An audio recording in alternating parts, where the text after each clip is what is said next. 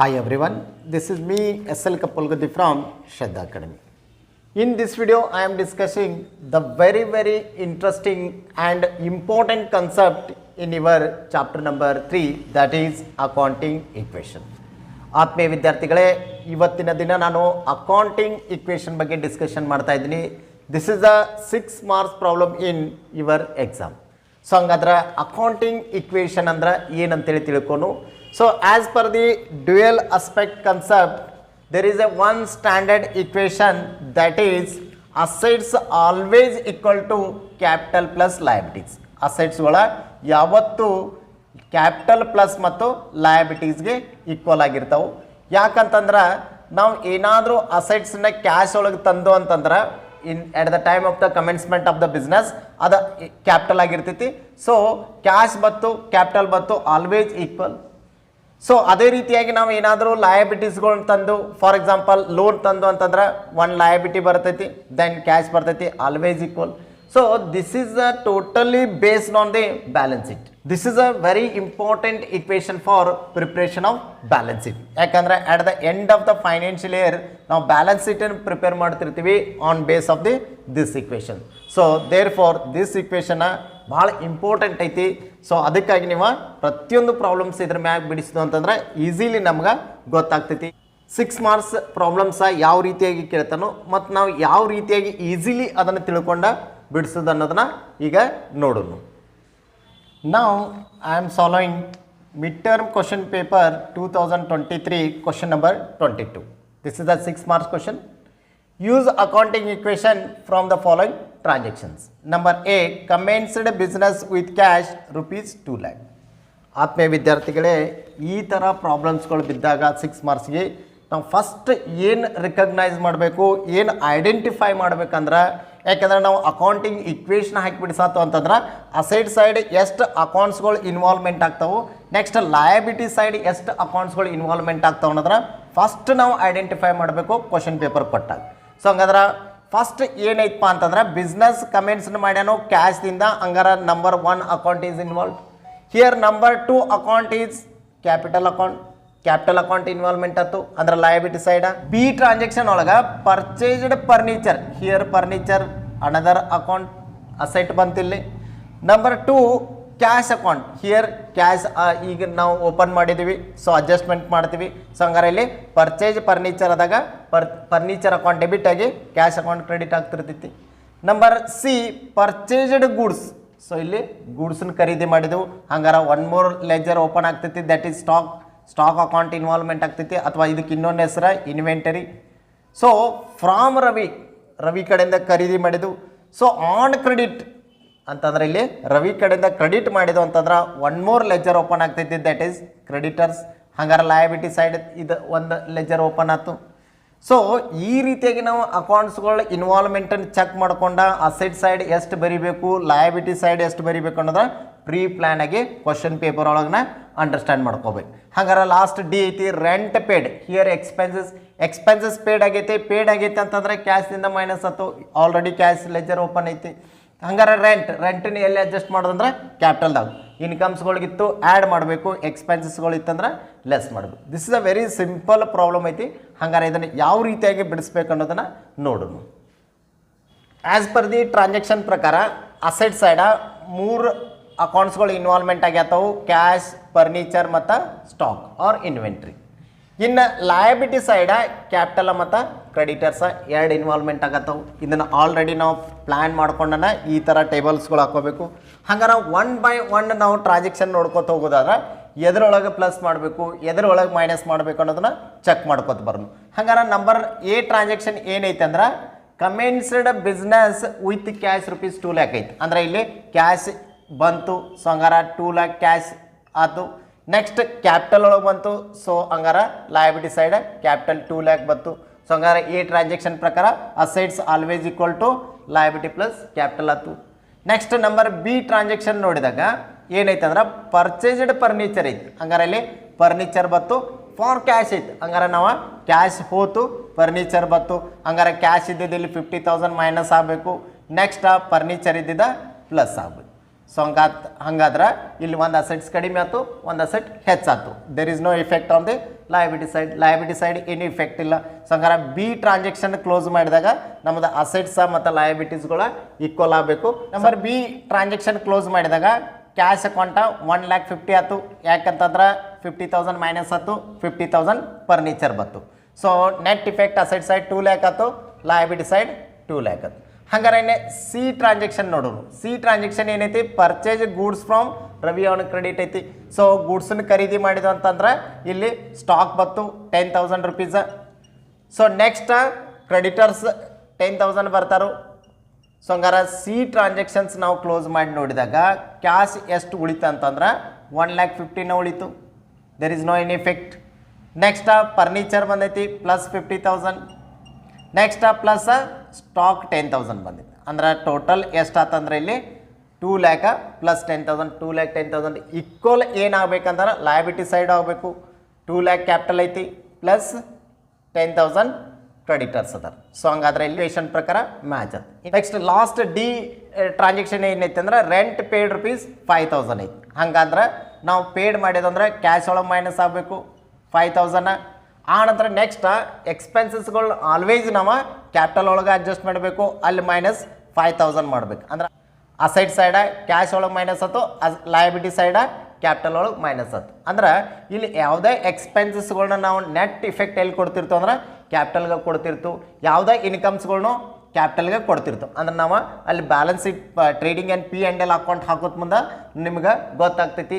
ನೀವು ನೆಕ್ಸ್ಟ್ ಏನು financial statement ಮಾಡ್ತಿರ್ತೀರಿ P&L account ಮತ್ತು ಬ್ಯಾಲೆನ್ಸ್ ಶೀಟ್, ಅವಾಗ ನಾವು ಏನು P&L ಒಳಗೆ ಬಂದಿರ್ತೈತಿ ನೆಟ್ ಪ್ರಾಫಿಟ್ ಅದನ್ನೆಲ್ಲನೂ ಕ್ಯಾಪಿಟಲ್ ಒಳಗೆ ಆ್ಯಡ್ ಮಾಡ್ತಿರ್ತೀವಿ. ಹೀಗಾಗಿ ಯಾವುದೇ ಎಕ್ಸ್ಪೆನ್ಸಸ್ಗಳಿತ್ತು ಇಲ್ಲಿ ಲೆಸ್ ಮಾಡಬೇಕು ಕ್ಯಾಪಿಟಲ್ ಒಳಗೆ, ಯಾವುದೇ ಇನ್ಕಮ್ಸ್ ಇತ್ತಂದ್ರೆ ಅದನ್ನು ಕ್ಯಾಪಿಟಲ್ ಒಳಗೆ ಆ್ಯಡ್ ಮಾಡಬೇಕು. ಹಾಗಾದ್ರೆ ಇಲ್ಲಿ at the end of the D transaction ನೋಡಿದಾಗ ಇಲ್ಲಿ 1,45,000 ಕ್ಯಾಶ್ ಉಳಿತು, 50,000 ಫರ್ನಿಚರ್ ಉಳಿತು, 10,000 ಸ್ಟಾಕ್ ಉಳಿತು. ಅಂದರೆ ಇಲ್ಲಿ ಡಿ ಟ್ರಾನ್ಸಾಕ್ಷನ್ ಮುಗಿದುಕೊಳ್ಳೆ ಕ್ಯಾಶ್ 1,45,000 ಉಳಿತು, ಫರ್ನಿಚರ್ 50 ಉಳಿತು, ನೆಕ್ಸ್ಟ್ ಸ್ಟಾಕ್ 10,000 ಉಳಿತು. ಅದೇ ಥರ ಕ್ಯಾಪಿಟಲ್ 5,000 ಮೈನಸ್ ಆಯ್ತು, 1,95,000 ಉಳಿತು, ಕ್ರೆಡಿಟರ್ಸ 10,000 ಉಳಿತು. ಹಾಗಾದ್ರೆ ಇಲ್ಲಿ assets always equal to capital plus liability ಆಗಬೇಕು. ಸೊ 1,45,000 ಪ್ಲಸ್ 50,000 ಪ್ಲಸ್ 10,000 ಅಂದ್ರೆ ಇಲ್ಲಿ ಟೋಟಲ 2,05,000 ಆಗ್ತೈತಿ. ಸಿಮಿಲರ್ಲಿ ಲಯಬಿಲಿಟಿ ಸೈಡ 2,05,000 ಆಗ್ತೈತಿ. ಸೊ ಇದನ್ನು ನಾವು ಈ ರೀತಿಯಾಗಿ ಪ್ರೆಸೆಂಟೇಷನ್ ಮಾಡಬೇಕು. ಹೆಂಗಂತಂದ್ರೆ cash plus furniture plus stock. So ಈ side capital plus creditors. So ಹಂಗಾದ್ರೆ ಇಲ್ಲಿ ಇಂಡಿವಿಜುವಲ್ ಐಟಮ್ ಪ್ರಕಾರ cash 1,45,000, so furniture 50,000, so stock 10,000. So ಹಂಗಾದ್ರೆ ಇಲ್ಲಿ 2,05,000 ಏನಾತ್ರಿ ಇಲ್ಲಿ ಅಸೆಟ್ಸ್ ಆಯ್ತು. Similarly 1,95,000 plus 10,000 is equal to 2,05,000. So ಹಂಗಾದ್ರೆ ಇಲ್ಲಿ ಅಸೆಟ್ಸ್ಗಳ ಲಯಬಿಲಿಟೀಸ್ಗೆ ಮ್ಯಾಚ್ ಅದು. ವೆರಿ ಸಿಂಪಲ್ ಆಗಿ ತಿಳ್ಕೊಬೇಕು. ಇಲ್ಲಿ ನಂಬರ್ ಆಫ್ ಅಕೌಂಟ್ಸ್ಗಳು ಎಷ್ಟು ಇನ್ವಾಲ್ವ್ಮೆಂಟ್ ಅದಾವು ಮತ್ತು ಯಾವನ್ನ ಪ್ಲಸ್ ಮಾಡಬೇಕು ಯಾವುದನ್ನು ಮೈನಸ್ ಮಾಡಬೇಕು ಅನ್ನೋದು ಗೊತ್ತಾತಂದ್ರೆ accounting equation is very dead easy. So ಹೀಗಾಗಿ ಇನ್ನು ನಾನು ನೆಕ್ಸ್ಟ್ ಪ್ರಾಬ್ಲಮ್ ಬಿಡಿಸ್ತೀನಿ, ಪ್ರಾಬ್ಲಮ್ ನಂಬರ್ 2. ಸೆಕೆಂಡ್ ಪ್ರಾಬ್ಲಮ್ ಬಿಡಿಸೋಕ್ಕಿಂತ ಮೊದಲ ಎಲ್ಲ ನನ್ನ ಮುದ್ದು ವಿದ್ಯಾರ್ಥಿಗಳಿಗೆ ಕೈಂಡ್ ರಿಕ್ವೆಸ್ಟ್ ಏನಂದ್ರೆ, ಸೊ ದಯವಿಟ್ಟು ನಮ್ಮ ಚಾನೆಲ್ನ ನೀವು ಸಬ್ಸ್ಕ್ರೈಬ್ ಆಗಿ, ಅದೇ ರೀತಿಯಾಗಿ ನಿಮಗೆ ಎಲ್ಲ ವಿಡಿಯೋಸ್ಗಳು ಲೈಕ್ ಆಗಿದ್ವು ಅಂತಂದ್ರೆ ಅವುಗಳನ್ನು ಶೇರ್ ಮಾಡಿ. ಸೊ ನೀವು ಎಷ್ಟು ನನ್ನ ವಿಡಿಯೋಸ್ಗಳನ್ನ ಲೈಕ್ ಮಾಡ್ತೀರಿ ಮತ್ತು ಶೇರ್ ಮಾಡ್ತೀರಿ ಅಷ್ಟು ನನಗೂ ಎನ್ಕರೇಜ್ ಬರ್ತೈತಿ. ಮತ್ತು ಇನ್ನು ಫಸ್ಟ್ ಇಯರ್ದಲ್ಲಿ ಬರುವಂಥ ಎಲ್ಲ ಡಿಫಿಕಲ್ಟಿ ಪ್ರಾಬ್ಲಮ್ಸ್ಗಳು ನಾನು ಈಸಿಯಾಗಿ ನಾನು ಸೊಲ್ಯೂಷನ್ ಮಾಡಿಕೊಡ್ತೀನಿ. ಆದ್ದರಿಂದ ಆತ್ಮೀಯ ವಿದ್ಯಾರ್ಥಿಗಳೇ ದಯವಿಟ್ಟು ನನ್ನ ಚಾನೆಲ್ನ ಸಬ್ಸ್ಕ್ರೈಬ್ ಆಗಿ. ಸೊ ಹಂಗಾದ್ರೆ ಸೆಕೆಂಡ್ ಪ್ರಾಬ್ಲಮ್ ಯಾವ ರೀತಿಯಾಗಿ ಬಿಡಿಸೋದು ಅನ್ನೋದನ್ನ ನೋಡು. Problem number 2, as per your text book, prepare accounting equation on the basis of the following. Number A, Harsha started business with cash ₹2 lakh.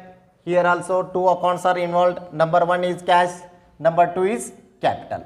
So ಹಂಗಾರೆ ಅಸೆಟ್ಸ್ ಒಂದು ಲೆಜರ್ ಆಯ್ತು, ಲಯಬಿಲಿಟಿ ಸೈಡ್ 1 ಲೆಜರ್ ಆಯ್ತು. Number 2, purchase goods from Naman.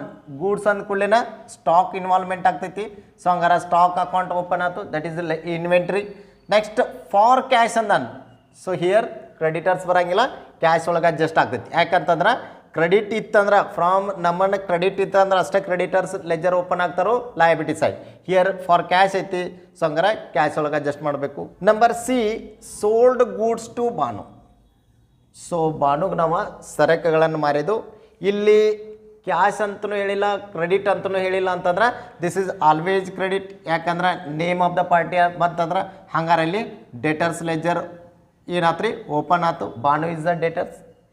ಇನ್ನು second question ಏನಂತಂದ್ರೆ ಇಲ್ಲಿ 12,000 rupees sale ಮಾಡಿದ್ದು ಬಾನು, ಆದ್ರೆ ಅದ್ರ ಕಾಸ್ಟ್ ಎಷ್ಟಿತ್ತಂದ್ರೆ ಅದರದ್ದು ವೆಚ್ಚ ಎಷ್ಟಿತ್ತಂದ್ರೆ 10,000 ಇತ್ತು. ಹಾಗಾದ್ರೆ ಇಲ್ಲಿ 10,000 ರೂಪಾಯಿ ಗೂಡ್ಸನ್ನ 12,000ಕ್ಕೆ ಮಾರಿದಂದ್ರೆ 2,000 ಈಸ್ ಪ್ರಾಫಿಟ್. ಸೊ ಹಂಗಾರೆ ಆ 2,000 ನಾವು ಎಲ್ಲಿ ಅಡ್ಜಸ್ಟ್ ಮಾಡಬೇಕಂದ್ರೆ ಕ್ಯಾಪಿಟಲ್ ಒಳಗೆ ಅಡ್ಜಸ್ಟ್ ಮಾಡಬೇಕು. ಇನ್ನು ನೆಕ್ಸ್ಟ್ 10,000 ಏನು ಮಾಡಬೇಕು, 10,000 ಸ್ಟಾಕ್ದಾಗಿಂದ ಕಡಿಮೆ ಮಾಡಬೇಕು. ಹಂಗಾರೆ ಡೆಟರ್ಸ್ಗೆ ಎಷ್ಟು ತೋರಿಸ್ಬೇಕು, 12,000 ತೋರಿಸ್ಬೇಕು. This is a very interesting adjustment. ಇಲ್ಲಿ ನೋಡಿ ಸೋಲ್ಡ್ ಗೂಡ್ಸ್ ಟು ಬಾನು ಐತಿ, ನೋ ಇಶ್ಯೂಸ್, ಡೆಟರ್ಸ್ ಇನ್ವಾಲ್ವ್ ಆಗ್ಯಾರು. 12,000 ಸೇಲ್ ಮಾಡಿದ್ದು ಅಂದರೆ ಡೆಟರ್ಸ್ಗೆ 12,000 ತೋರಿಸ್ಬೇಕು. ಇನ್ನು ನೆಕ್ಸ್ಟ್ ಸ್ಟಾಕ್ದಾಗ ಎಷ್ಟು ಕಡಿಮೆ ಮಾಡ್ಬೇಕಂದ್ರೆ 10,000 ಅಷ್ಟೇ ಮಾಡಬೇಕು. ಹಂಗಾರೆ ವಾಟ್ ಅಬೌಟ್ 2,000 ಏನಂತ ಕೇಳಿದ್ರೆ ದಟ್ ಈಸ್ ಪ್ರಾಫಿಟ್. ಅದನ್ನು ಕ್ಯಾಪಿಟಲ್ ಒಳಗೆ ಆ್ಯಡ್ ಬ್ಯಾಕ್ ಮಾಡಿ. ಸೊ ಹಂಗಾರೆ next last D bought furniture for on credit. Credit ಒಳಗೆ ಫರ್ನಿಚರ್ ಐತಿ. ಸೊ ಹಂಗಾರೆ ಇಲ್ಲಿ ಫರ್ನಿಚರ್ ಅನ್ನೋದ ಒಂದು ಅಕೌಂಟ್ ಇನ್ವಾಲ್ವ್ಮೆಂಟ್ ಆಯ್ತು. ಇಲ್ಲಿ ಕ್ರೆಡಿಟ್ ಒಳಗೆ ಪರ್ಚೇಸ್ ಮಾಡಿದನಂತಲೇ ಕ್ರೆಡಿಟರ್ಸ್ ಅಂತ ಮತ್ತೊಂದು ಲಯಬಿಲಿಟಿ ಸೈಡ ಲೆಜರ್ ಓಪನ್ ಆಗ್ತದೆ.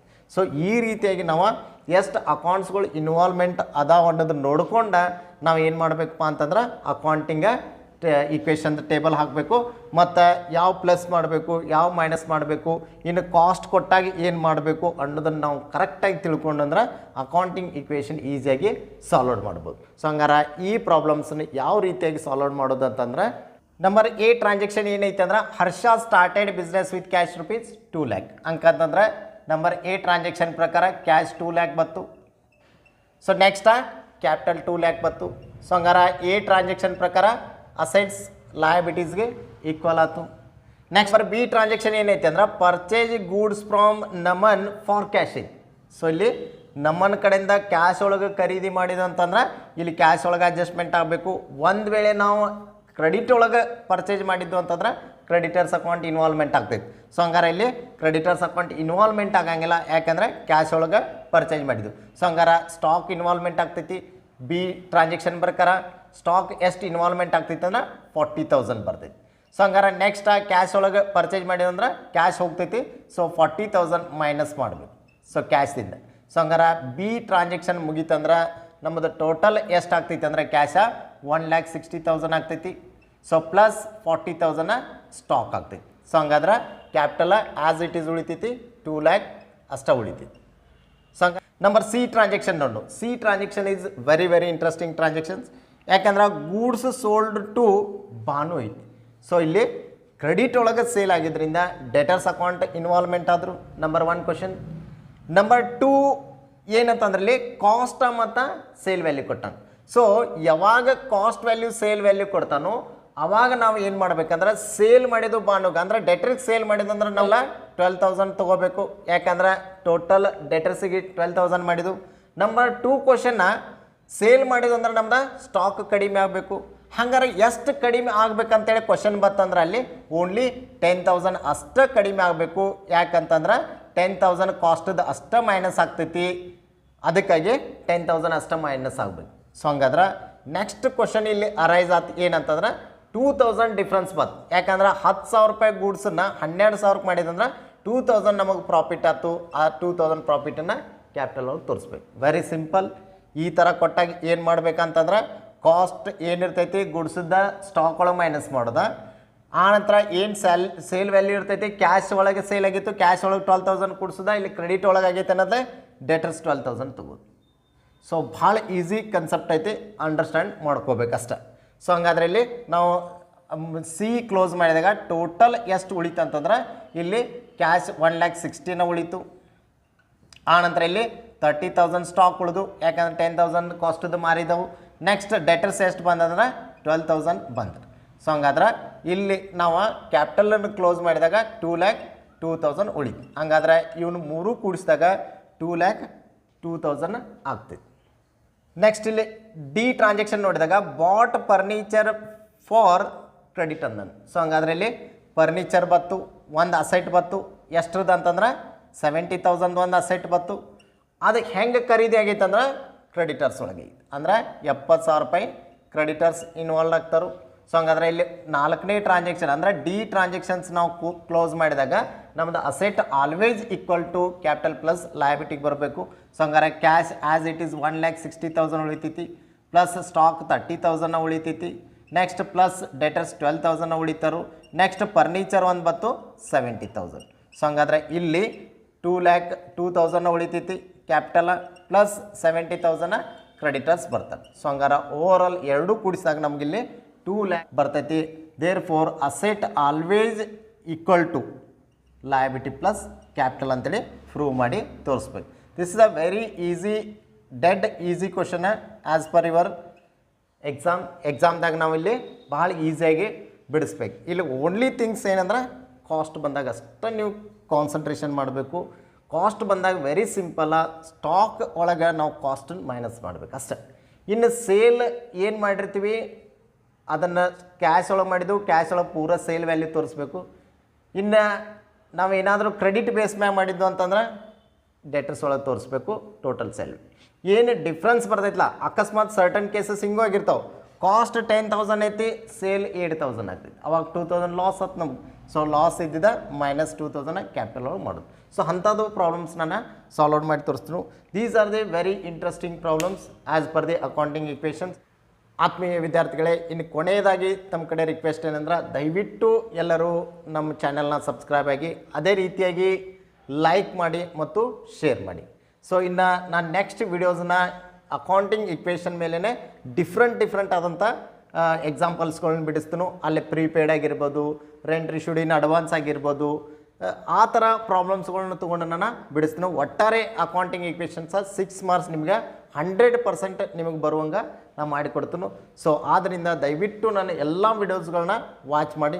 ಈಗಾಗಲೇ ನಾನು ಅಕೌಂಟಿಂಗ್ ಇಕ್ವೇಷನ್ ಕಲಿಸೋಕ್ಕಿಂತ ಮೊದಲು ನೋಡಿ, ಯಾಕಂದರೆ ಅಸೆಟ್ಸ್ಗಳು ಯಾವ, ಲಯಬಿಲಿಟೀಸ್ಗಳು ಯಾವ, ಎಕ್ಸ್ಪೆನ್ಸಸ್ಗಳು ಯಾವ, ರೆವಿನ್ಯೂಸ್ಗಳು ಯಾವ, ಅವು ಗೊತ್ತಾದ್ರೆ ನೆಕ್ಸ್ಟ್ ನಮ್ಗೆ ಈ ಅಕೌಂಟಿಂಗ್ ಇಕ್ವೇಷನ್ ಆಗಿರ್ಬೋದು, preparation of financial and balance sheet ಆಗಿರ್ಬೋದು, ಅವನ್ನೆಲ್ಲ ಬಿಡಿಸೋಕೆ ನಮ್ಗೆ ಈಸಿ ಆಗ್ತೈತಿ. ಸೊ ಆದ್ದರಿಂದ ಆತ್ಮೀಯ ವಿದ್ಯಾರ್ಥಿಗಳೇ, ದಯವಿಟ್ಟು ನಮ್ಮ ಚಾನೆಲ್ನ ಸಬ್ಸ್ಕ್ರೈಬ್ ಆಗಿ ಮತ್ತು ಲೈಕ್ ಮಾಡಿ, ಶೇರ್ ಮಾಡಿ. ಸೊ ನೆಕ್ಸ್ಟ್ ವಿಡಿಯೋ ಬರೋವರೆಗೂ ಟೇಕ್ ಕೇರ್, ಬಾಯ್ ಬಾಯ್, ಗುಡ್ ನೈಟ್.